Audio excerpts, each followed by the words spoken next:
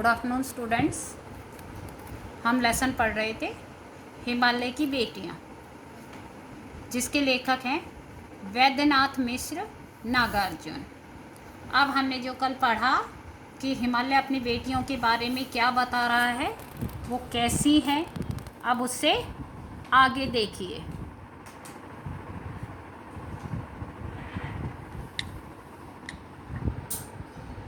पहाड़ों पे, छोटे छोटे पौधों से भरी घाटियों पे, अधित्यकाओं पे या फिर उपत्यकाओं पे।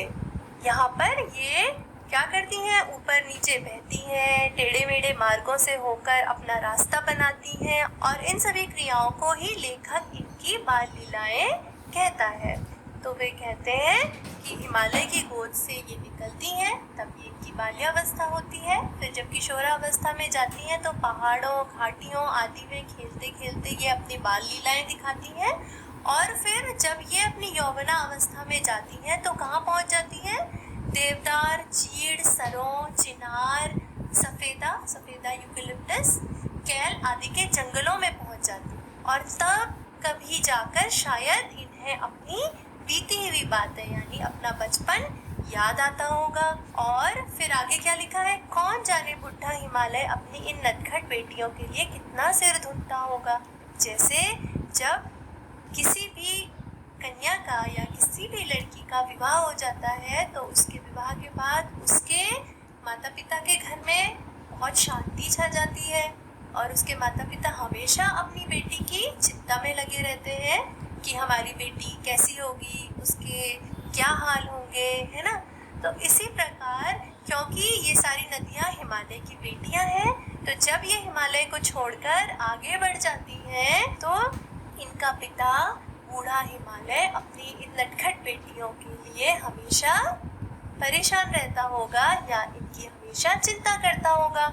यहाँ पर हम आपको फिर से बता दें कि लेखक ने हिमालय को नदियों का पिता और नदियों को हिमालय की बेटी बनाया है। उन्होंने इन सब का मानवीकरण किया है। फिर उसने लिखा है कि हिमालय की बड़ी बड़ी चोटियों से अगर कोई जाके पूछे तो उसके उत्तर में उन्हें एक विशाल मौन यानी कि शांति के अलावा और कुछ नहीं मिलेगा।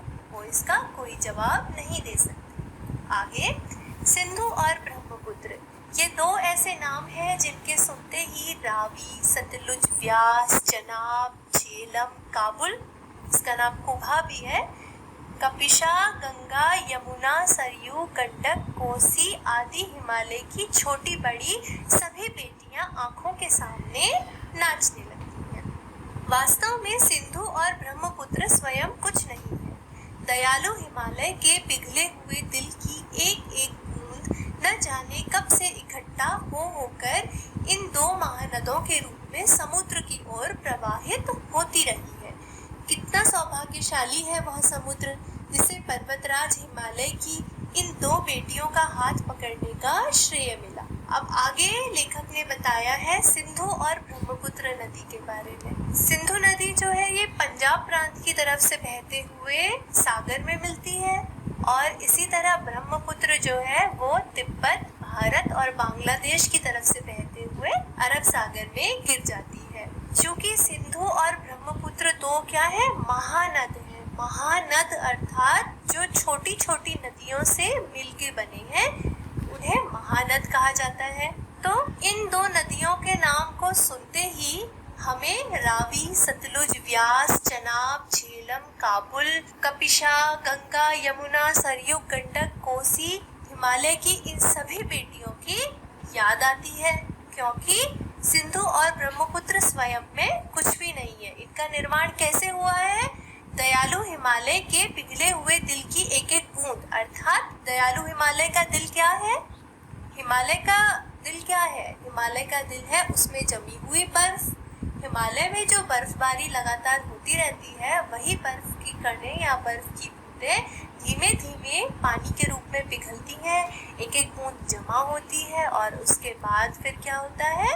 ये दो महानद तैयार होते हैं। अब ये दो महानद ही नहीं बल्कि हिमालय से निकलने वाली सभी नदियाँ इसी प्रकार बनती हैं या नदी का रूप लेती हैं। बर्फ की छोटी छोटे कण जब पिघल के जल के रूप में एकत्रित होते हैं तभी तो वे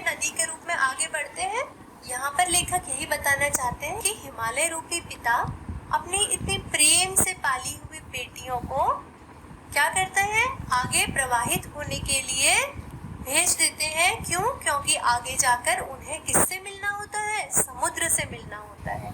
इसीलिए लिखा है कि वह समुद्र बहुत ज़्यादा सौभाग्यशाली है जिसको हिमालय की इन दो बेटियों का हाथ पकड़ने का श्रेय मिला, अर्थात जिसके साथ हिमालय की इन दो बेटियों का क्या होता है, मिलन होता है। आगे बढ़ते हैं।